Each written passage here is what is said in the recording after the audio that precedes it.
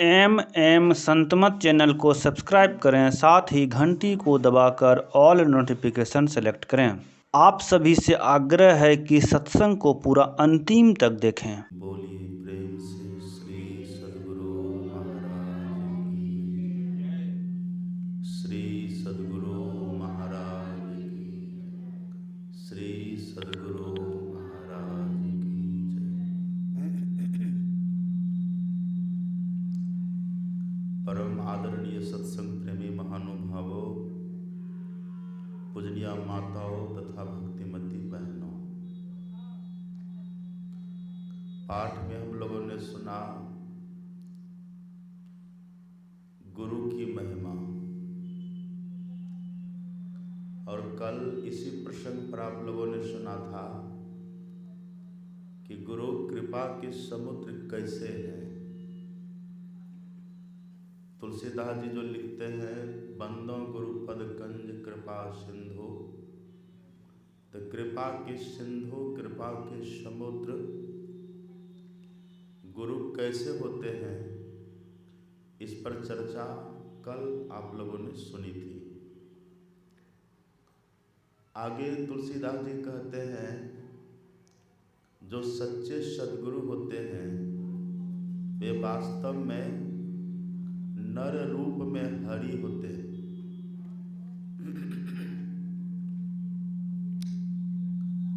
अब यही संदेह हुआ है हनुमान जी को।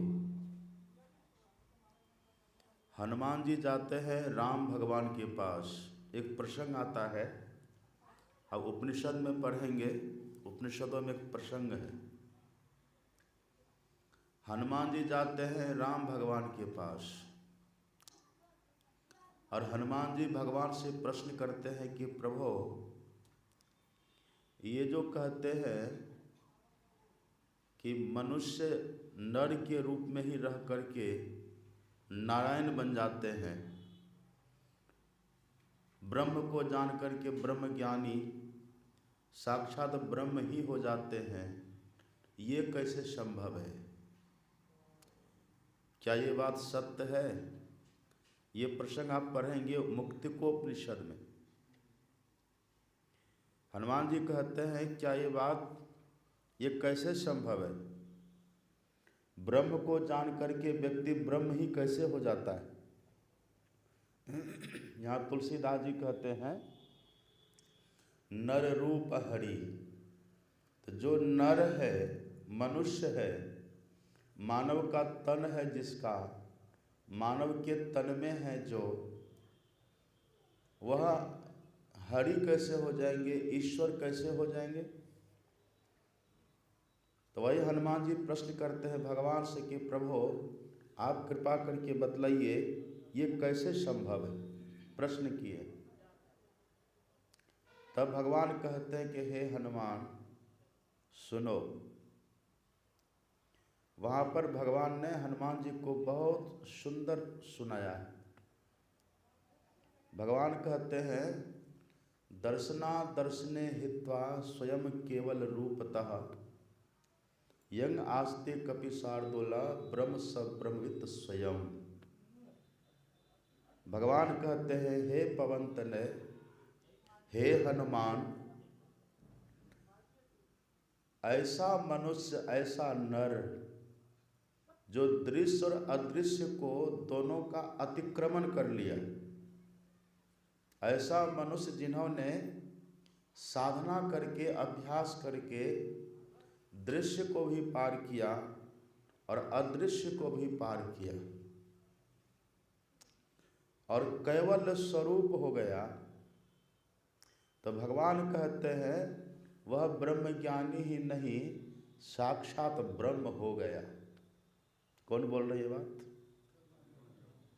राम भगवान कह रहे हैं। अब सवाल है, भगवान जो कह रहे दृश्य और अदृश्य दोनों को पार करके तब जो केवल स्वरूप हो जाते हैं, ये क्या है? दृश्य किसको कहते हैं और अदृश्य किसको कहते हैं? दृश्य का अर्थ होता है रूप जगत, और अदृश्य का अर्थ होता है अरूप जगत। रूप जगत को भी और अरूप जगत को भी जो साधक पार कर जाते वही कैवल्य स्वरूप होते हैं। रूप जगत क्या है? आप आंख बंद करते हैं, क्या दिखता है? अंधकार दिखता है। ये रूप जगत है। अंधकार के बाद क्या होता है? अंधकार के बाद होता है प्रकाश। प्रकाश सबके भीतर, मैंने पहले भी कहा ना, सबके भीतर प्रकाश है। तो अंधकार के बाद है प्रकाश। प्रकाश भी रूप जगत है। कहाँ तक है प्रकाश? तो सभी कोई जानते हैं, अपने भीतर में एक स्थान है जिसको कहते हैं त्रिकुटी।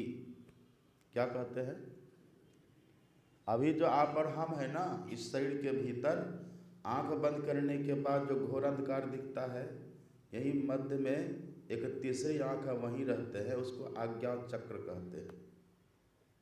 अभी आप और हम आज्ञा चक्र में हैं। आज्ञा चक्र से ऊपर होता है सहस्र दल कमल।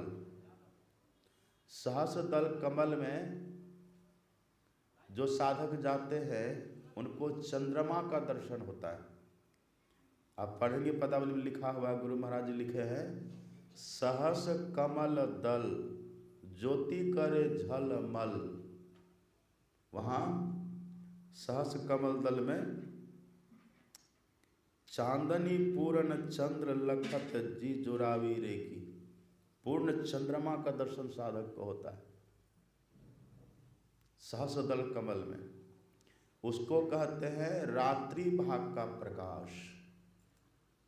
और आगे बढ़ेंगे, उसके बाद है त्रिकुटी। त्रिकुटी में क्या होता है? हमारे गुरु महाराज जी कहते हैं त्रिकुटी में सूर्य उगए हो, सहस कमल दल ज्योति करे झलमल।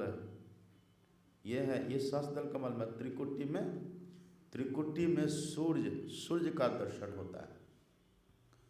कैसा सूर्य का दर्शन है?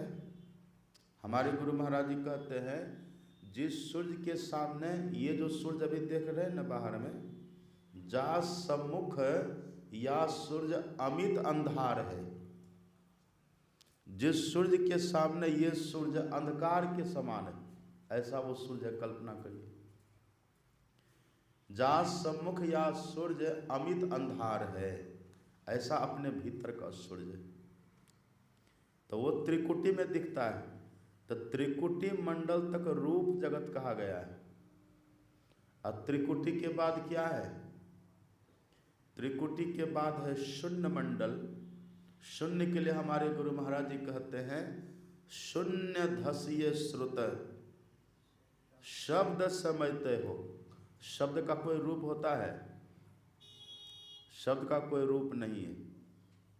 ऐसे हमारे गुरु महाराज जी कहते हैं, अंधकार में काला शब्द होता है और प्रकाश में उजला शब्द होता है। ये सदगुरु महाराज की वाणी है। तो ये त्रिकुटी तक है रूप जगत, उसके बाद है अरूप जगत। ये कहाँ तक है? शून्य, महाशून्य, भंवर गुफा। ये शून्य मंडल है, ये शून्य लोक है, ये शब्द लोक है, शब्द मंडल है। तो अंधकार और प्रकाश को कहते हैं रूप जगत, और शब्द मंडल को कहते हैं अरूप जगत। यही बात राम भगवान कहते हैं कि हे हनुमान, इस दोनों को जो पार कर जाते हैं, मतलब अंधकार को पार करके गए प्रकाश में, प्रकाश को पार करके गए शब्द में, और शब्द को जो पार कर गए वही हो जाता है कैवल्य स्वरूप। वो कैवल्य हो गए। तो अंधकार को भी पार किए, प्रकाश को भी पार किए, शब्द को भी पार किए, मतलब रूप को पार किए, अरूप को, सबको पार कर गए। यही होने के बाद भगवान कहते हे हनुमान, अब वो जो साधक है ऐसा करने वाला, वो ब्रह्म ज्ञानी ही नहीं, वो साक्षात ब्रह्म हो गया। कौन बोल रहे बात? राम भगवान कह रहे हैं। ऐसे गुरु के लिए कहते हैं तुलसीदास जी, ऐसे जो सच्चे संत सदगुरु होते हैं वे नर रूप में हरि हैं, मनुष्य के रूप में वो साक्षात ईश्वर है। ऐसे गुरु को यदि मनुष्य मानेंगे तब क्या होगा? कबीर साहब से पूछा कि जो ऐसे संत सदगुरु हैं जो रूप को पार कर गए, अरूप को पार कर गए, केवल स्वरूप हो गए, जो ब्रह्म को जान करके ब्रह्म हो गए, जानत तुम्हें हो जाए, ऐसा जो हो गए हैं, ऐसे संत सदगुरु को यदि कोई व्यक्ति मनुष्य माने तो क्या होगा? उसका फल क्या होगा? तो कबीर साहब कहते हैं ऐसे गुरु को कभी मनुष्य नहीं मानना चाहिए। तब क्या मानना चाहिए? गुरु साहब करी जानिए। कल मैंने कहा था ना साहब की परिभाषा, याद है कि नहीं? याद है? हैं? हाँ, कल मैंने बताया था ना साहब किसको कहते? संपट माही समाया सो साहब नहीं होए। कल मैंने बताया था। रहे निराला मांड थे सकल मांड था माए, कबीर सेवे तासु को दूजा कोई नाय। ऐसे जो साहब है, देखिए कबीर साहब कहते हैं गुरु को गुरु साहब करी मानिए, रहिए शब्द समाय, मिले तो दंडवत बंदगी पल पल ध्यान लगाए। गुरु को मनुष्य कभी मत मानिए, गुरु को साक्षात साहब मानिए, ईश्वर मानिए, परमात्मा मानिए। वही तुलसीदास जी कहते नर रूप हरि, मनुष्य के रूप में हरि, नर के रूप में हरि। अच्छा, हरि जो ईश्वर परमात्मा कभी मरते हैं क्या? कभी मरते हैं? ईश्वर कभी मरते हैं? ईश्वर का ही नाम है अमृत। वेद में उपनिषद में ईश्वर को अमृत कहा गया है, और हमको जीव को क्या कहा गया? अमृतस्य पुत्रा। इस जीव को अमृत स्वरूप परमात्मा का पुत्र कहा गया है। तो परमात्मा है अमृत, परमात्मा अमृत। अमृत का अर्थ होता अमृत, जो मृत न हो, जो मरा न हो, वो अमृत है। उनको पाकर के जो वही हो गए, ऐसे संत सदगुरु कभी मरते हैं? मरते हैं? ये चित्र जो हम लोग लगाए हैं गुरु महाराज जी का, किस लिए लगाए हैं? ये सजाने के लिए लगाए हैं मंच को, ये सजाने के लिए नहीं लगाए हैं। ये जो चित्र लगाए हम लोग गुरु महाराज को, इनका डर है कि साक्षात विराजमान है, इनके सामने बैठते हैं ध्यान पर हम लोग, ये देखते हैं कौन कौन बैठा है ध्यान में, कौन कौन आकर के बैठते हैं, सब इनके यहाँ हाजिरी लग रही है। कौन सत्संग में आते हैं, कौन ध्यान करते हैं, 1 घंटा बैठते थे, 1 घंटा पर कौन क्या कर रहे हैं, वो सब खबर है इनके पास, वो सब कुछ ये जान रहे हैं। ऐसा भाव जिनको है कि हमारे गुरु महाराज जी हर क्षण हर पल हमारी खबर ले रहे हैं, वो देख रहे हैं, सदैव हमें निहार रहे हैं, हम उनकी दृष्टि से ओझल कभी नहीं होते। ऐसा भाव ही है गुरु साहब करी जानिए। गुरु साहब करी जानिए, रहिए शब्द समाय, मिले तो दंडवत बंदगी। अगर सशरीर कहीं मिल जाए ना तो दंडवत प्रणाम करिए, दंडवत प्रणाम करिए। और एक बात जानते हैं, हनुमान जी, भगवान ने हनुमान जी से कहा कि देखो हनुमान, हमको सब बराबर है, मेरे लिए सब बराबर है, हम किसी से भेदभाव नहीं करते, लेकिन एक के साथ हम भेदभाव जरूर करते हैं थोड़ा सा। हनुमान जी कहते किनके साथ? तो भगवान कहते हैं जो अनन्य भाव से मुझको मानता है। अनन्य भाव, अनन्य भाव किसको कहते हैं? अनन्य भाव का अर्थ होता है अन्य न, जिनके चित्त में इष्ट के सिवा दूसरा किसी के प्रति भाव न हो।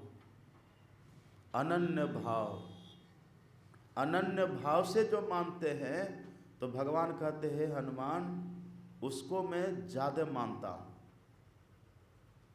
समदर्शी मोहि कह सब कोई, भगवान कहते हैं, पढ़िएगा रामायण में, समदर्शी मोहि कह सब कोई, मुझे सब समदर्शी कहते हैं, लेकिन भगवान कहते हैं, लोग तो कहते हैं समदर्शी मुझे, लेकिन हे हनुमान मैं कहता हूँ मोहि प्राण प्रिय अनन्य गति जोई, जिसको अनन्य प्रेम है मुझसे वो मुझे प्राणों की तरह प्यारा है, भगवान कहते हैं। तो हनुमान जी कहते ठीक है प्रभु, तब आज से हम किसी को प्रणाम भी नहीं करेंगे, हम आपके सिवा किसी को प्रणाम भी नहीं करेंगे, हम आपके सिवा किसी को मानेंगे भी नहीं, बस हम प्रणाम भी करेंगे तो आप ही के सामने झुकेंगे, हम पूजा भी करेंगे तो आप ही के सामने करेंगे, जो भी कुछ करेंगे ना हम आप ही के सामने करेंगे, आप मेरे सामने नहीं होंगे तो हम किसी को प्रणाम भी नहीं करेंगे। तब भगवान कहते हनुमान फिर तू भूल कर रहा है क्या। अब देखिए भगवान कितनी अच्छी बात कहते हैं, बहुत मार्मिक बात भगवान कहते हैं। भगवान कहते हनुमान अनन्य की परिभाषा जानते हो? कहा नहीं, बताइए कृपा करके।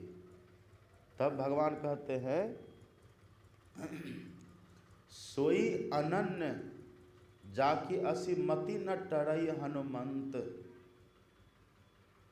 सोई अनन्य, वो अनन्य है जिसकी ऐसी बुद्धि कभी नहीं टलती। कैसी बुद्धि?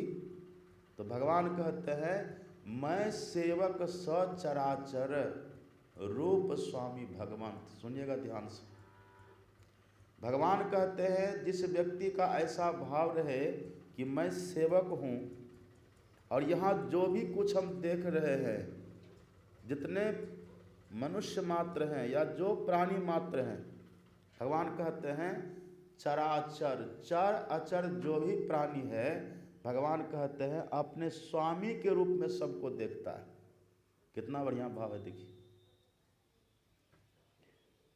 ऐसा भाव लेकर के जो सबको प्रणाम करे उसको कहते हैं अनन्य गति। यानी कि बस मेरे सामने आओ तो ही प्रणाम करो, नहीं, जो भी कुछ चराचर देख रहे हो उस सबको मेरे समान समझो, समझो कि उस रूप में मैं ही हूँ। कितना सुंदर भाव है भगवान का। और हनुमान जी को इसी बहाने तत्व ज्ञान समझा रहे हैं। और हम आप लोगों से कहते, जैसे वहाँ भगवान हनुमान जी से कह रहे हैं ना, इसका मतलब ये मत समझे कि हनुमान के लिए भगवान कह रहे हैं, ये उपदेश तो समष्टि सबके लिए। हम लोगों को भी ऐसा भाव रखना चाहिए कि जो भी कुछ दिख रहा है सब सद्गुरु महाराज का स्वरूप है। ये सबके सामने विनम्रता से पेश आना चाहिए, सबके प्रति श्रद्धा का भाव। और सबके प्रति श्रद्धा का भाव का मतलब सबके भीतर हमारे गुरु महाराज है, गुरु इस रूप में हमारे गुरु महाराज ही हैं। ऐसा भाव, ऐसा भाव रख करके तब प्रणाम करिए। कबीर साहब कहते गुरु साहब करी जानिए, रहिए शब्द समय मिले तो दंडवत बंदगी। आप जिनको प्रणाम करते हैं ना, जो आपके लिए प्रणाम में है, कैसे प्रणाम करिए। आजकल लोग प्रणाम भी गजब तरह से करता है। आजकल देखे प्रणाम कैसे करता है। एक तो पहले प्रणाम करने का भाव होता नहीं है, लेकिन शर्म के मारे सामने है तो क्या करेंगे। भीतर तो श्रद्धा है नहीं, भीतर तो प्रेम है नहीं। लेकिन अब जिनको सब बड़े कहते हैं, जिनको सब श्रेष्ठ कहते हैं, उनके सामने हम हैं, प्रणाम नहीं करेंगे तो लोग हमारी निंदा करेगा, तो प्रणाम तो करना पड़ेगा। तो अब वो प्रणाम ऐसे करते कि लोग देखें कि हम प्रणाम कर रहे हैं, लोगों को दिखाने के लिए प्रणाम करते हैं। अब प्रणाम ऐसे करते हैं जैसे कोई गर्म चीज को कैसे छूते हैं, ऐसे करंट उंगली जल तो नहीं जाएगी। जैसे गर्म चीज को आप कैसे छूते हैं, ऐसे ऐसे ऐसे ऐसे करेगा, ऐसे हाथ। आश्चर्य। या तो करिए ही मत, श्रद्धा नहीं है तो करिए ही मत। अगर करते हैं तो याद रखिए भगवान के वचन को। भगवान हनुमान जी से उपदेश कर रहे हैं, मैं सेवक सचराचर। कहते हनुमान अपने को सेवक समझो, किसका? चराचर जितना है सबका, और सबको प्रणाम करो। कैसा? तो मेरा रूप समझ करके करो। ये मत समझो कि हम उनको प्रणाम करें, नहीं, समझो कि राम को प्रणाम कर रहे हैं, ये भाव लाओ। तो प्रणाम जब भी करिए ना, श्रद्धा से करिए, प्रेम से करिए। आप तो श्रद्धा प्रेम से करते भी नहीं। आप कैसे करते? घुटना पर प्रणाम करते, ऐसे हाथ घुटना तक जाता है, घुटने पर हाथ दिया, ऐसे कर लिया। और घुटना में जानते कौन रहता है? यहाँ ये जो पंजा है ना अपना, पंजा में विष्णु भगवान का वास माना गया। यहाँ उपेंद्र भगवान का वास है, यहाँ पंजा में। यहाँ घुटना में जम का वास माना गया है। जम, घुटना में जम है, अब पंजा में विष्णु भगवान है। अब घुटना में प्रणाम कर रहे हैं तो वहाँ जम बैठा हुआ है। एक भाव हम सुना रहे हैं आपको। अब कोई व्यक्ति हमको प्रणाम करता है तो हम यही कहते हैं, बड्डा में जब रहते तो कहते गौशाला आते हैं, कहते नहीं तो आइएगा गौशाला। क्यों? क्योंकि हम गौशाला में भी रहते हैं। या फिर कहीं कह देते हैं कि कुप्पा घाट आते हैं, तो नहीं तो आइएगा कुप्पा घाट। क्यों? हम वहीं रहते हैं। तो जिनको आप प्रणाम करेंगे ना, वो जब प्रसन्न होंगे तो जहाँ वे रहते हैं वहीं आपको भी बुलाएंगे। अब कल्पना करिए, जम को प्रणाम करिएगा, जम प्रसन्न होंगे तो कहाँ बुलाएंगे आपको? बैकुंठ बुलाएंगे। इसलिए प्रणाम करिए ढंग से। कबीर साहब कहते मिले तो दंडवत, दंडवत प्रणाम करिए। दंडवत का मतलब क्या होता है? दंड किसको कहते हैं? दंड कहते हैं लाठी को। दंड मतलब डंडा, वत मतलब डंडा की तरह के जैसा। प्रणाम करना है ना, तो कबीर साहब कहते हैं डंडा की तरह करो। अब डंडा जैसे ऐसे खड़ा करिए, उसको छोड़िए तो गिरता है कि नहीं? का डंडा की तरह प्रणाम करो। तो आप करके देखिए वह डंडा की तरह प्रणाम क्या होगा। नाक सही रहेगी, सब मुंह का दांत झड़ जाएगा। डंडा की तरह अगर गिरिएगा खड़े तो फिर कहने का भाव क्या है? कभी काल कोई व्यक्ति लंबा दंडवत करता भी है, हम लोग भी रहते हैं ना, आता है बिल्कुल सो जाता है धरती पर प्रणाम करते, तो लगता है कितना विनम्र है ये। दंडवत करके प्रणाम कर लेते हैं, अब फिर थोड़ी देर के बाद उधर जाते फिर निंदा शुरू कर देते। जब प्रसाद लेना होता है ना, तब दंडवत प्रणाम करते हैं, और जब प्रसाद मिल गया तब उधर जाते तो फिर निंदा शुरू कर देते हैं। तो ये कौन प्रणाम हुआ? दंडवत का मतलब जैसे डंडा सीधा होता है ना, देखा डंडा ऐसे जो सीधा है, सीधा का मतलब सरल निष्कपट, भीतर में छल कपट है। निश्चल भाव से प्रणाम कर लीजिए। निश्चल भाव से प्रणाम करेंगे तो निश्चल भाव से क्या किया प्रणाम। आप जिसको प्रणाम करेंगे ना, भले वो स्वीकार नहीं करेंगे, लेकिन उनके भीतर जो भगवान बैठे हुए हैं वो आपका प्रणाम स्वीकार कर लेंगे। मान लीजिए आपने हमको प्रणाम किया, मान लीजिए थोड़ी देर के लिए, या मान लीजिए मैंने आपको प्रणाम किया। मैंने किस भाव से प्रणाम किया? मैंने आपको निश्चल भाव से प्रणाम किया, पवित्र भाव से प्रणाम किया, आपको बहुत श्रेष्ठ समझ करके प्रणाम किया, निश्चल होकर के प्रणाम किया, लेकिन आपने नहीं समझा पर मैंने प्रणाम किया। भले आप खुश नहीं होइएगा या आप नहीं जानिएगा, लेकिन आपके भीतर जो बैठे हैं मेरे गुरु महाराज है, वो प्रसन्न हो जाएंगे कि नहीं ये ठीक से प्रणाम किया। इसलिए प्रणाम जब भी करिए किसी को, निश्चल भाव से प्रणाम करिए। प्रणाम करिए तो बढ़िया से करिए, और नहीं करिए तो मत करिए। और जैसा आप प्रणाम करेंगे वैसा आशीर्वाद मिलेगा।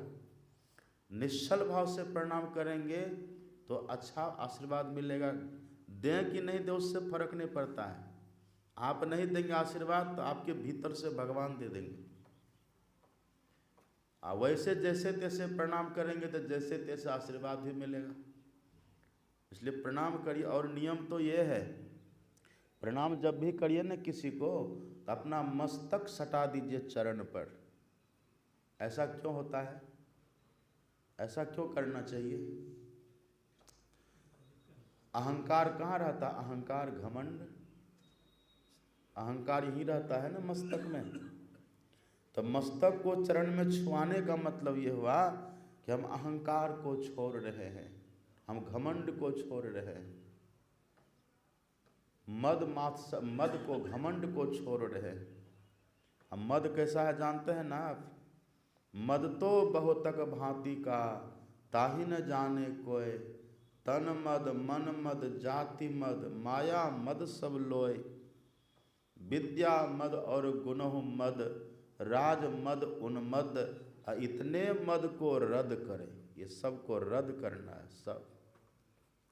जब किसी को आप चरण छू के प्रणाम करेंगे, चरण पर मस्तक रख करके प्रणाम करेंगे, इसका मतलब सभी मद को आप रद्द करके प्रणाम कर रहे हैं। और उनके भीतर जो बैठा भगवान है, यदि वो महापुरुष है जिनको आप प्रणाम कर रहे हैं, अगर आपके भाव को वो समझ रहे हैं तो आपको वो आशीर्वाद दे देंगे। और यदि कहे वो वैसा नहीं है, उनके भीतर जो बैठा हुआ भगवान है वो आपको आशीर्वाद दे देंगे। तब भगवान राम कहते हैं कि केवल मुझको प्रणाम करो, मैं जब रहूं तब प्रणाम करो। नहीं, अरे मैं आज हूं तुम्हारे सामने, कल नहीं रहूंगा, ऐसा प्रणाम मत करना। ये समझ लो कि जो भी चर अचर है सब मेरा ही रूप है। सबके सामने झुको, सबको प्रणाम करो, सबको नमन करो, ऐसा भाव रखिए। ये नहीं कि केवल यहाँ आएंगे तो प्रणाम करेंगे। जहाँ भी जो आपसे बड़े हैं, जिनको आप श्रेष्ठ समझते हैं, उनको श्रद्धा से प्रणाम करिए। ये प्रणाम करने से होगा क्या? आपको आशीर्वाद तो मिलेगा ही, एक प्रेम का माहौल बनेगा, एक अपनापन का एक माहौल खड़ा हो जाता है। जब आप बड़े को प्रणाम करेंगे तो बड़े आपको स्नेह देंगे, कितना अच्छा माहौल रहेगा। अब भीतर का जो कुछ दुरा है वो भी खत्म हो जाएगा। अब जानते हैं ना, जब महाभारत का युद्ध हो रहा था, एक तरफ पितामह भीष्म खड़े हैं सेना लेकर के, सेनापति बनकर के कौरव की तरफ से, और दूसरे तरफ से भगवान श्री कृष्ण उधर पांडवों के साथ में खड़े हैं। अब युद्ध होने वाला है, रणभेरी बजने वाली थी, वहाँ युद्ध शुरू होने वाला है। उसी समय क्या होता है, युधिष्ठिर जी निकलते हैं अपने दल से, अपने रथ से नीचे उतरे, निकले बाहर और चले पितामह भीष्म की तरफ। उधर जब चले, अब दुर्योधन को लगता कि पहले हार मान लिया, ये पहले ही हार गया, ये लगता है समर्पण करने जा रहे पितामह के पास। लेकिन पितामह भीष्म के पास युधिष्ठिर जी महाराज जाते हैं और जाकर के बिना कुछ कहे, बिना संकोच के गए उनके पास और जाकर के सीधे पितामह भीष्म के चरणों में गिर जाते हैं, प्रणाम करते हैं। प्रणाम करके जैसे खड़े हुए, पितामह भीष्म ने कहा विजयी भव। किस लिए खड़े थे वहाँ? पितामह खड़े किस लिए हैं? उस पर विजय पाने के लिए। सेनापति क्यों बने हैं? पांडव पर विजय पाने के लिए। जो पाने के लिए खड़े हैं उसी का दान कर रहे हैं। क्यों? बस प्रणाम जो किया। एक बात जान लीजिए, यदि पितामह भीष्म आशीर्वाद नहीं भी देते न, तब भी विजय उन्हीं की होती, क्योंकि प्रणाम वो अपना कर्तव्य निभा रहा है। भले पितामह अगर नहीं भी देते आशीर्वाद, युधिष्ठिर, धृतराष्ट्र ने कभी आशीर्वाद नहीं दिया। वो जब भी आशीर्वाद देते थे दुर्योधन को ही देते थे, तभी जीते कि नहीं, दुर्योधन हारा कि नहीं। तो ऐसा भाव रहे कि जो कुछ है हमारे इष्ट का स्वरूप है। वही कबीर साहब कहते हैं, मिले तो दंडवत बंदगी, दंडवत प्रणाम करिए। और दंडवत का मतलब डंडा के समान निश्चल भाव से, निष्कपट भाव से प्रणाम करिए। कोई भीतर में छल कपट न रहे। बड़े हैं तो बड़े हैं, उस भाव से प्रणाम कर लीजिए। मिले तो दंडवत बंदगी, गुरु साहब करी जानिए, रहिए शब्द समाए। अब मिले तो दंडवत बंदगी, पल पल ध्यान लगाए। अब कबीर साहब से पूछा किसी ने, सुनिएगा ध्यान से, कि कबीर साहब अगर हम गुरु को मनुष्य समझेंगे तो क्या होगा? आप कहते गुरु साहब करी जानिए, और तुलसीदास जी वहाँ कहते नर रूप हरि, ईश्वर का रूप समझिए गुरु महाराज जी को।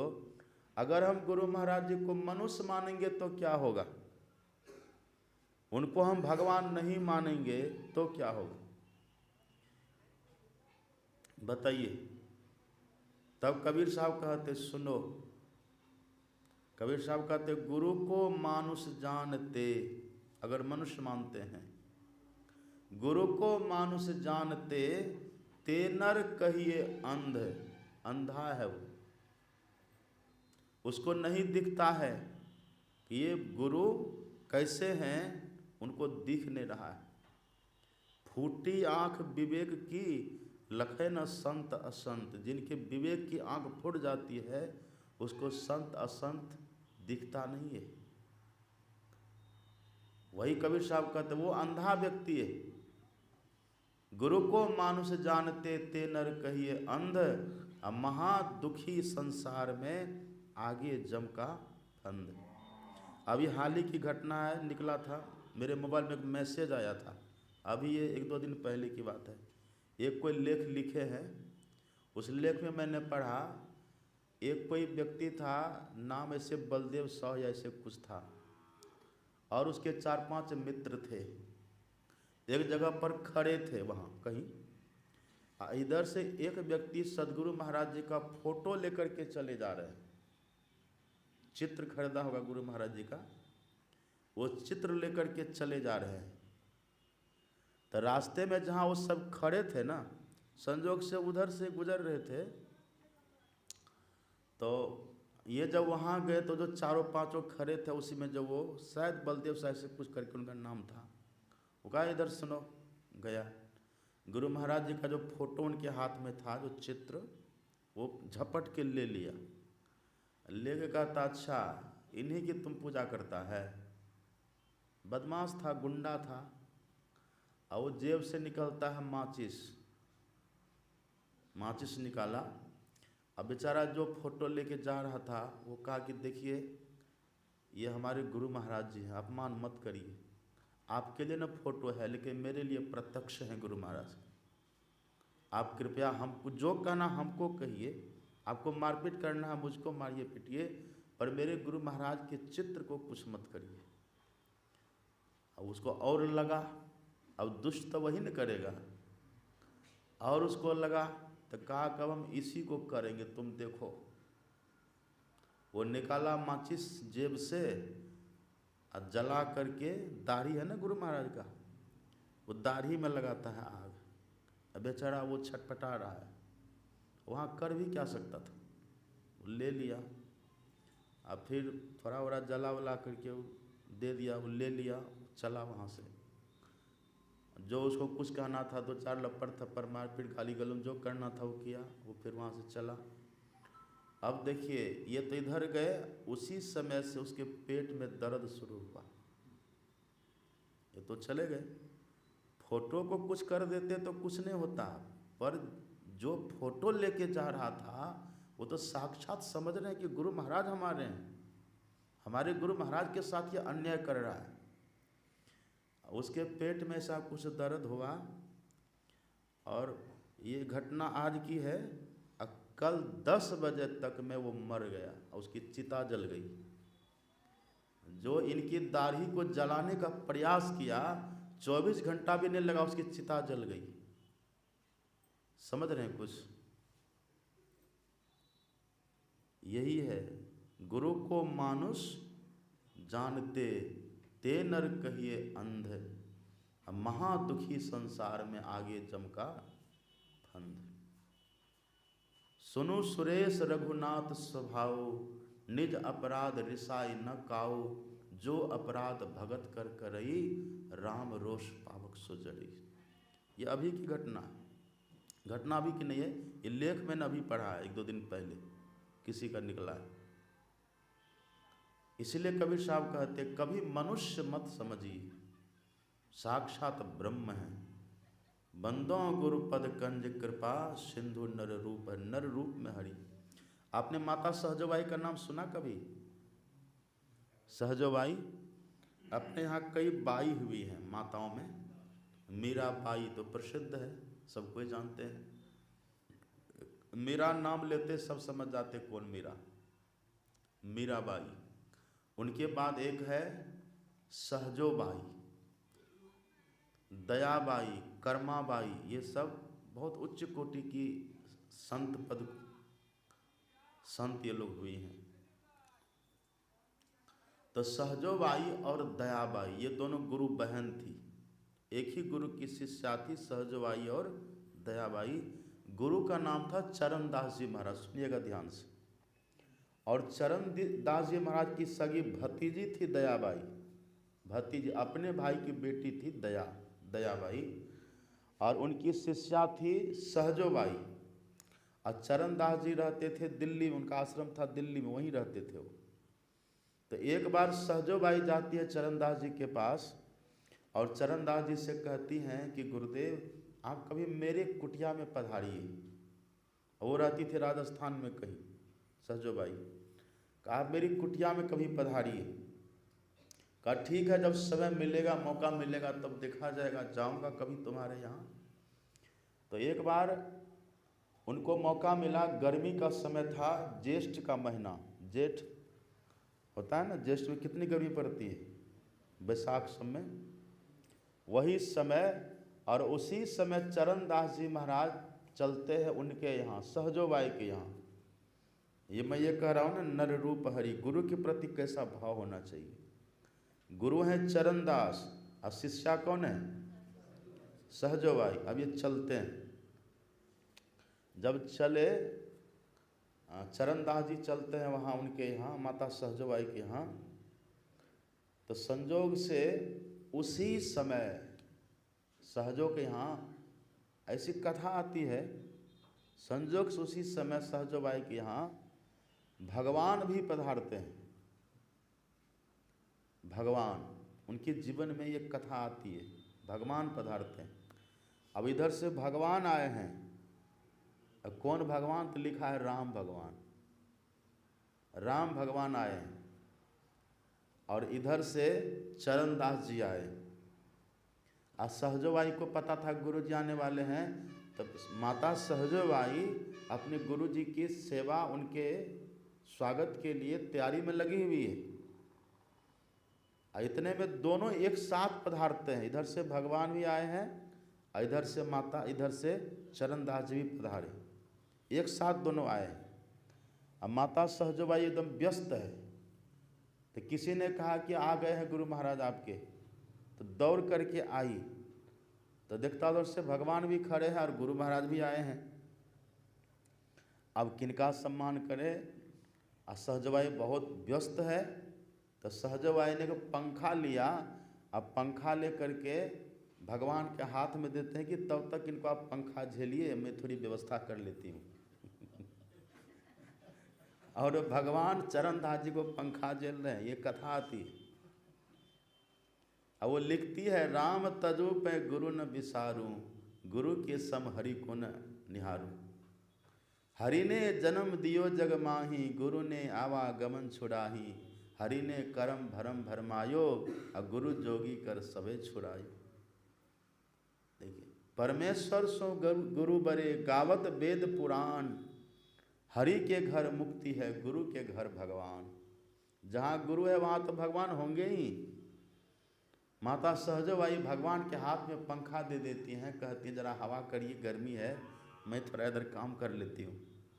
और भगवान पंखा झेल रहे हैं। नर रूप हरि।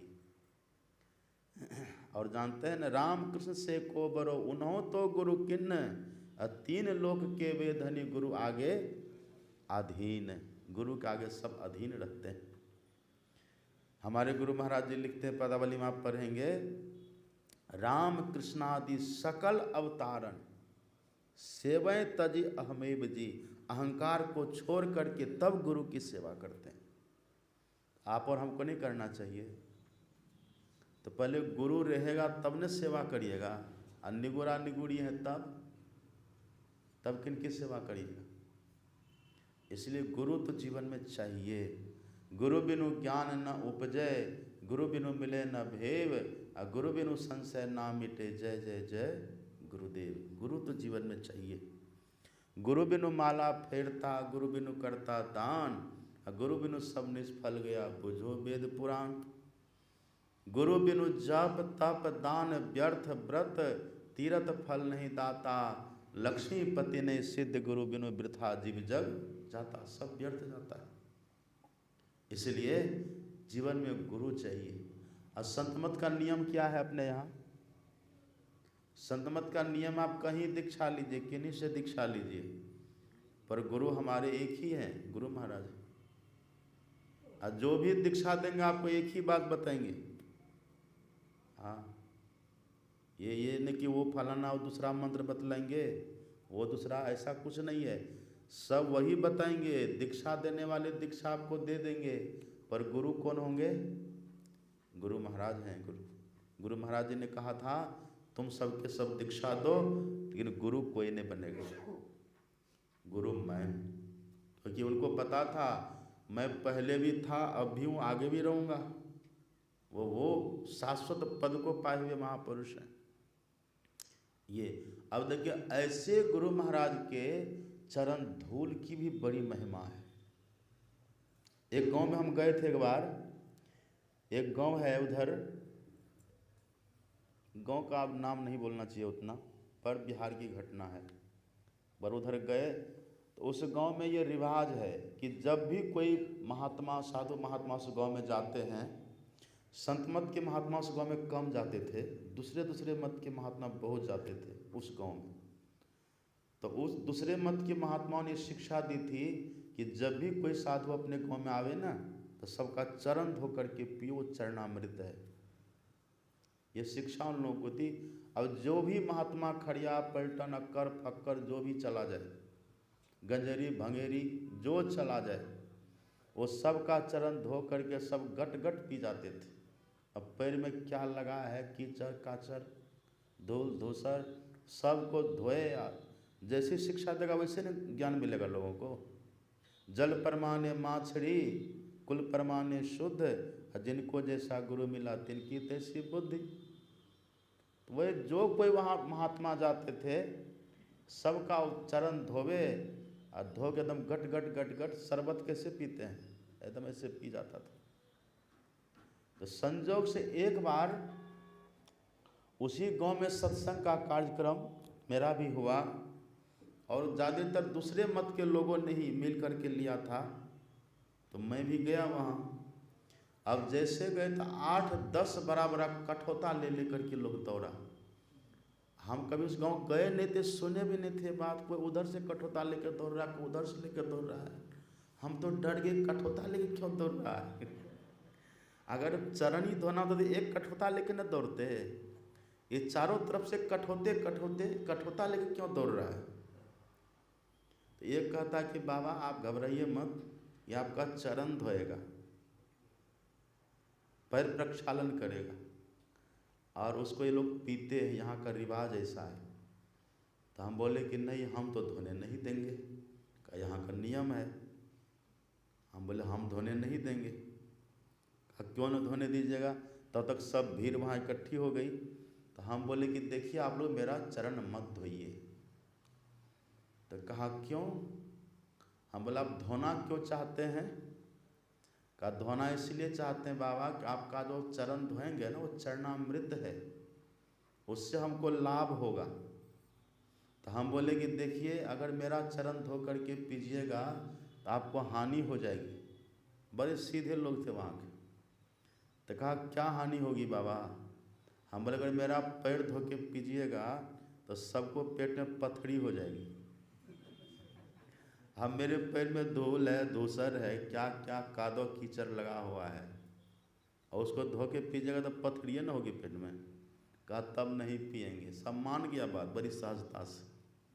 अब बाद में सत्संग में तब हम समझा करके कहे कि देखिए सबका चरण धो करके नहीं पीना चाहिए। यहाँ सुने न भी पाठ में श्री गुरुपद बंदो गुरुपद पदुम परागा, मैं गुरु महाराज के पराग को प्रणाम करता हूँ। पराग मतलब ये होता है खुशबू। यहाँ पराग का मतलब है चरण धूल, चरण रज। बंदो गुरुपद पदुम परागा, मैं गुरु महाराज के चरण कमल के पराग को प्रणाम करता हूँ। क्यों? उसका कारण देखिए आगे लिखा हुआ है। कैसे गुरु के चरण धूल? तो ऊपर जो वर्णन हो चुका है। कैसा? जो गुरु, जिस गुरु के चरण में कमल का गुण है, जिस गुरु की वाणी में सूर्य किरण का गुण है, जिस गुरु की कृपा समुद्र है, और जो गुरु मनुष्य के रूप में हरि हैं, जो रूप जगत को अरूप को, जो दृश्य अदृश्य को पार करके केवल स्वरूप हो गए हैं, ऐसे गुरु का अगर चरण धूल उसकी महिमा क्या है? वही तुलसीदास जी लिखते हैं बंदो गुरुपद पदुम परागा, यह है कैसा? सुरुचि। यदि उसको कोई पान करे तो सुरुचि, सुबास, सरस, अनुरागा, ये 4 शब्द आया। अगर कोई गुरु महाराज के चरण धोकर के पीते हैं तो सबसे पहला लाभ है सुरुचि। सुरुचि का मतलब सुंदर रुचि। जो ऐसे संत सदगुरु का चरण धोकर के पीते हैं उनको भजन में रुचि जग जाती है, उनको साधना करने में रुचि होती है, सुरुचि। और जो सच्चे गुरु भक्त होते हैं उस सच्चे गुरु भक्त को गुरु के चरण धूल में, गुरु के रज में सुवास, सुगंध मालूम पड़ता है, खुशबू मालूम पड़ती है। और वो सरस रस है उसमें। कौन सा रस है? गुरु को जो अपना हरि रस है ना भीतर में, भया जी हरि रस पी मत मारा, 8 पहर झुमत ही बीते, डार दियो सब भारा, हीरा पिंगला ऊपर पहुँचे सुखमन पाठ उघारा, अब पिबन लगे सुधा रस जबही। ये सुधा रस, अमृत रस जो गुरु पान कर लेते हैं, और ऐसे गुरु के जो सच्चे भक्त होते हैं, ऐसे सच्चे भक्त को अपने गुरु के चरण धूल में, चरण रज में वो रस अनुभूत हो जाता है। और अनुराग, उसके पान करने से गुरु के प्रति, इष्ट के प्रति और प्रेम बढ़ता है। सुन रहे बात? ये लाभ है इसका। अच्छा, वो जो खिखिरनी थी, याद आया आपको? सबड़ी, पहले क्या थी वो? खिखिरनी थी। और खिखिरनी से क्या बन गई थी वो? राजकुमारी बनी थी। कैसे बनी थी? संत महात्मा भोजन किए थे। और सब संत महात्मा के भोजन से हो जाएगा? उस सभा में जरूर ऐसे कोई संत होंगे जो इस कोटि के होंगे, नहीं तो नहीं होता। जरूर कोई से संत रहे होंगे।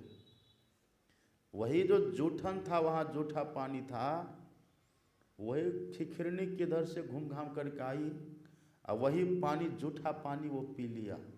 जूठा पानी पिया और उसी जूठा पानी में लोट पोट करके स्नान कर लिया। उसी का परिणाम देखिए, वो खिखिरनी से सीधे क्या हो गई? सीधे राजकुमारी हो गई। भाव है कि नहीं? कबीर साहब से किसी ने प्रश्न किया कि कबीर साहब, ये गुरु महाराज का चरण धूल लगाने से वो क्या होता है लाभ? आप भी कुछ जानते हैं? कबीर साहब कहते मैं जानता नहीं, मैंने प्रैक्टिकल करके देखा है। पढ़िए उनकी वाणी में। कबीर साहब कहते हैं सुतल रहलों में नींद भरी है गुरु दिहला जगाए। अब आगे लिखते हैं चरण कमल के अंजन, वही ये अंजन, अंजन किसको कहते जो लगाते हैं आंख में, काजल। तो चरण कमल की वो जो धूल है ना, कबीर साहब कहते उसी को मैंने अंजन की तरह बनाया। चरण कमल के अंजन हो नैना ले लूं लगाए, नैना ले लूं लगाए। मैंने अपनी आंख में उसका अंजन लगाया। चरण कमल के अंजन हो नैना ले लूं लगाए। इसका फल क्या हुआ, जासे निंदिया न आवे हो, अब नींद ही खत्म हो गई। जासे निंदिया न आवे हो नहीं तन अलसाए। अब शरीर में कभी आलस नहीं होता, नींद खत्म हो गई। कौन सा नींद, कौन सी नींद खत्म हो गई, दोनों नींद खत्म हो गई। पहले तो ये नींद भी खत्म हो जाएगी, बैठते ध्यान पर कितनी नींद आती है, ये नींद भी खत्म हो जाएगी। और मोह निशा सब सोबनिहारा, देखिए सपन अनेक प्रकारा। ये जो मोह की नींद है, ये मोह की नींद भी खत्म हो जाती है। कबीर साहब कहते मेरा अनुभव है, नैना ले लूं लगाया, मैंने लगाया, जासे निंदिया न आवे हो, अब नींद नहीं आती और नहीं तन अलसाए, अब शरीर में आलस भी नहीं रहा, हमेशा ताजगी तरोताजा। कैसा चरण धूल है, कैसा है समझिए। इसलिए तुलसीदास जी लिखते हैं बंदो गुरुपद पदुम पराग। अच्छा वो पराग है ना, वो जो धूल है, केवल धूल है क्या, केवल धूल धूल है वो। आगे लिखते हैं अमीय मूरिमय चूरन चारु, सुंदर चूर्ण है वो, उनको धूल नहीं समझिए। यदि हमारे पैर से कोई धूल निकाले तो वो तो खतरनाक है। आम लोगों के पैर का धूल तो खतरनाक है, उससे रोग हो सकता है। लेकिन तुलसीदास जी महाराज कहते हैं ऐसे सदगुरु का जो चरण धूल है वो कैसा है, अमीय मूरिमय। अमीय है, अमीय मतलब क्या होता है, अमीय कहते अमृत को, उसमें अमृत मिला हुआ है। क्यों मिला हुआ है अमृत, क्योंकि उन्होंने अमृत को पाया है ना भीतर में। भीतर में अमृत कहाँ पर है कहिए तो, सुखमन के झीना नाल से अमृत की धारा बही रही, मीन सूरत धार धर भाठा से सीरा चढ़ी रही। जो सुखमना में प्रवेश कर जाते हैं, ब्रह्म ज्योतिर्ब्रह्मनाद ही अमृत के समान है। इसको जो पा लेते हैं, सुखमन के झीना नाल से अमृत की धारा बही रही, ये अमृत को जो प्राप्त कर लेता है, वहीं पर ज्योति है, वहीं पर ब्रह्मनाद है। ये अमृत, इस अमृत को जो प्राप्त कर लेते हैं, उनके चरण में भी अमृत का गुण, उनके चरण धूल में भी अमृत का गुण आ जाता है। और जो अंधकार में है, जो अंधकार में है, उसके चरण धूल में काम, क्रोध, लोभ, मोह, ईर्ष्या, द्वेष, खड विकार का गुण होगा। इसलिए याद रखिए, कभी किसी का चरण धोने के पहले थोड़ा समझ लीजिए।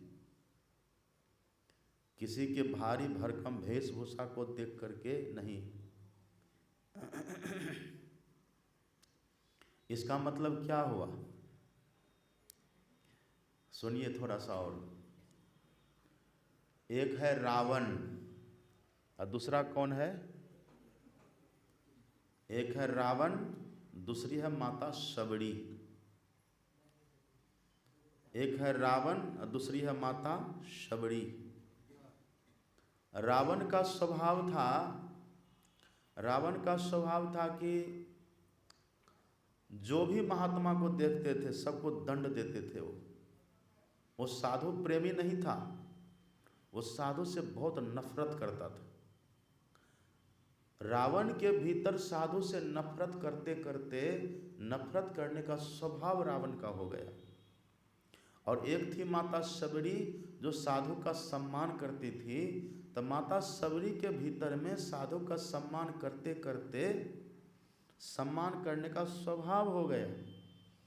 रावण के भीतर अपमान करने का स्वभाव और माता शबरी के भीतर सम्मान करने का स्वभाव हो गया। अब देखिए, रावण उसी स्वभाव बस विभीषण का अपमान कर देता है। फल क्या हुआ? साधु अवज्ञा तुरंत भवानी अकर कल्याण अखिल कय।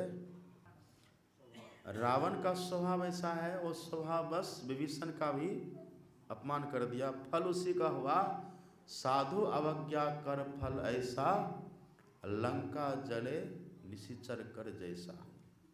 लंका धू धू करके जल जाती है।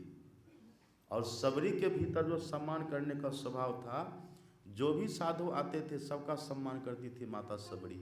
उसी का फल ये होता है कि माता शबरी सबका सम्मान करते करते सम्मान का स्वभाव बना लिया था, और एक दिन पहुँचे हुए संत का सम्मान कर देती है। इतना दिन तक गलत साधु का जो भी रहा होगा अपना सम्मान किया, भले कुछ नहीं मिला, लेकिन आज जो पहुँचे हुए साधु का शबरी ने सम्मान किया, उनकी जो सेवा करी है, उसी का फल माता शबरी को जब राजकुमारी के देह में थी तब मिला था कि वही राजकुमारी इस जन्म में शबरी बनी है। ये किसकी देन थी? वही साधु की देन थी। इसलिए हमारे भीतर साधुओं के सम्मान करने का स्वभाव हो जाना चाहिए। और साधु का सम्मान, मान लीजिए कोई आ गया, सम्मान कर दिए, सेवा कर दी जो करना था। अब हम साधु है, हम सोचे कि नहीं, अब तो हमारा सम्मान होता ही है, हम जैसे तैसे रहें, तो कब तक आप मानिएगा? धो गुरुनंदन बाबा तो ऐसे ही है, नहीं कहिएगा। एक दिन मानिएगा, 2 दिन मानिएगा, 3 दिन मानिएगा, फिर धीरे धीरे आपकी श्रद्धा मेरे प्रति खत्म। तो हमको भी तो सावधान होकर रहना चाहिए ना। एक व्यक्ति गया आश्रम में, कहा कि हम भी आपके शिष्य बनेंगे। कहा ठीक है बनिए। कहा शिष्य बनेंगे तो क्या करना पड़ेगा? कहा झाड़ू लगाना पड़ेगा, कपड़ा धोना पड़ेगा, भोजन बनाना पड़ेगा। अच्छा, अब गुरु बनेंगे तब? कहा तब कुछ नहीं करना पड़ेगा, तब आराम से बैठे रहिए, प्रवचन सुनाइए, काम हो गया। कहा तब हमको गुरुए बना दीजिए। कहा तब तुम यहाँ से चले जाओ। जो पहले शिष्य नहीं बन सकता, गुरु कैसे बन जाएगा? पहले शिष्य कोई बनते हैं, पहले सेवा करते हैं। सेवा, साधना, स्वाध्याय, संयम, ये सब लेकर के तब कहीं वो स्थिति किसी के जीवन में। यहाँ है कि सीधे से तो कैसे होगा? तो दोनों तरफ से सावधानी चाहिए, हमारी तरफ से भी और आपकी तरफ से भी सावधानी। ऐसा स्वभाव जिनका बन जाता है, फिर धीरे धीरे कभी न कभी से पहुँचे हुए संत महापुरुष का भी दर्शन हो जाता है। अब फिर अपना काम बन जाता है। वही तुलसीदास जी लिखते हैं, ऐसे जो गुरु होते अमीय मूढ़िमय, उनके चरण धूल में क्या रहता? अमीय मतलब अमृत रहता है। क्यों? सुखमन के झीना नाल से अमृत की धारा बही रही, मीन सूरत धार धर भाटा से सीरा चढ़ी रही। जो अपनी सूरत को मछली की तरह बना लिया। मछली भी कई तरह की मछली होती है। आप जाएंगे ना उधर उत्तराखंड में देखिएगा, पहाड़ के ऊपर से झरना गिरता रहता है।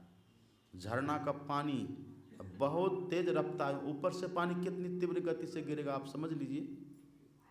उसी में एक मछली होती है जो नीचे से उसी पानी के धार के सहारे पहाड़ पर चढ़ जाती है। कौन मछली होती है वो? सफरी सन्मुख जल प्रवाह। वो जल प्रवाह के सामने दौड़ जाती है। छोटी मछली होती है सफरी, कल्पना करिए आप। ऊपर से पानी की धार गिर रही है और नीचे से उस पानी को पकड़ करके चढ़ जाती है ऊपर। कल्पना करिए। हमारे गुरु महाराज जी कहते हैं ऐसे ही ब्रह्मांड से पिंड की तरफ वो धारा चली आ रही है, अपने भीतर, सबके भीतर वो धारा बह रही ऊपर से नीचे की तरफ। तो जो अपनी मछली को वही सफरी की तरह, अपनी सूरत को जो मछली की तरह, सफरी की तरह बना लेते हैं, उसी धार में चढ़ जाते हैं। इसी के लिए बहुत संयम की जरूरत, इसी के लिए पहले जप ध्यान करने की आवश्यकता पड़ती है। देखिए एक बात सुनिए, हमको ऊपर चढ़ने के लिए, इतनी गति लाने के लिए ज़्यादा दिमाग लगाना नहीं है। हमारे गुरु महाराज जी कहते हैं बस हमारा काम इतना है कि हम सिमटाव करें।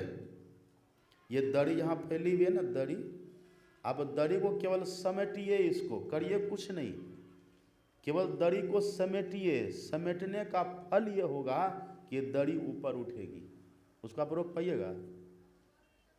कोई व्यक्ति दड़ी को समेटे आ कहे कि ऊपर नहीं उठे तो संभव है?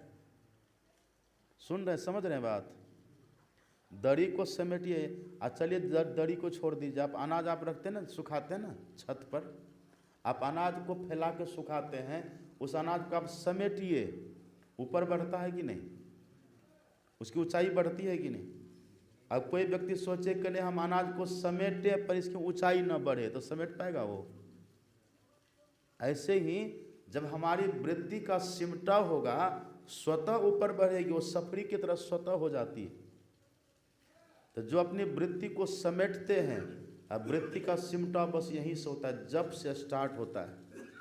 जैसे जब करेंगे ना तो वृत्ति का जो बाहर भागदौड़ है वो रुक जाता है, फिर जब करने से रुकता है, ध्यान करने से सिमट जाता है, और दृष्टि योग करने से तो पूछिए मत, वो चल पड़ता है।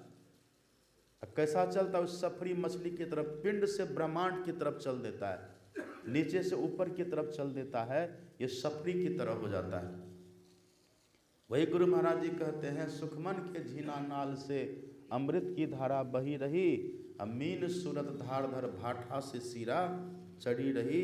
वो नीचे से ऊपर की तरफ चल जाता है, उनकी सूरत ऐसी हो जाती है। ऐसे यदि कोई होते हैं, उनके चरण धूल में अमृत मिल जाता है, अमृत मिला हुआ रहता है। और आगे आपने सुना है पाठ में, ऐसे सदगुरु कैसे होते हैं? सुकृत संभूतन। सुकृत का मतलब होता है जिससे कभी कुकृत हुआ ही नहीं है, जो हमेशा सुकर्म करते रहे हैं, जिनके द्वारा सब दिन सुकर्म ही होता रहा, या फिर अगर पहले कुकर्म कभी किया भी था तो ये जो कर्म किया है सुकर्म, ये सुकर्म करने से उसका सब खत्म होकर के वो सुकृत हो गया।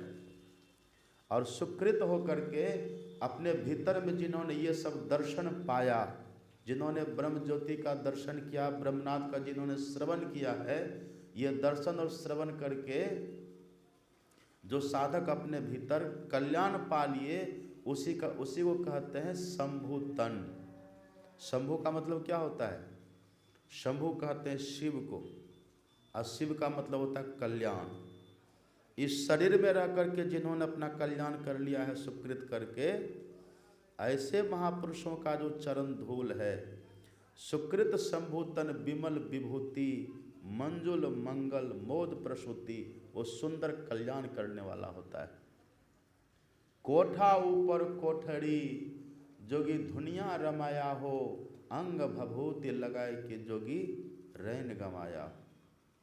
कोठा ऊपर कोठड़ी, यही अंधकार के ऊपर प्रकाश, के ऊपर शब्द, के ऊपर निशब्द। ये साधना जो करते हैं साधक अपने भीतर, इस वक्त चमत्कार होता है। उसी के चरण धूल का ये महत्व है। बंदो गुरु पद पदुम परागा, सुरुचि सुबास सरस अनुरागा, अमये मूड़ी में चूरन चारू। अब वो फल क्या करता है? फल क्या देता है? समन सकल भव रुज परिवारू। वो चरण धूल का जो सेवन करते हैं तो जन्म मृत्यु जिस कारण से होता है वो कारण ही खत्म होता है। लेकिन आप कहेंगे कि बाबा ये चरण धूल के सेवन से जब सब कुछ ये हो जाता तो फिर ये ध्यान सत्संग किस लिए? तो चरण धूल जो यहाँ वर्णन है ना, चरण रज, वो एक ही तरह का नहीं होता है, ये 3 तरह का होता है। अब कौन सा वो 3 तरह का चरण रज है वो हम कल बढ़िया से और सुनाएंगे। अब अभी समय हो गया है, कल सुनाएंगे ढंग से कि किस चरण धूल के सेवन करने से जन्म मृत्यु का चक्कर कटता है। 3 तरह का चरण धूल का वर्णन है, वो सब कल और बढ़िया से सुनाएंगे। सब समय सही सुनिए। श्री सद्गुरु महाराज की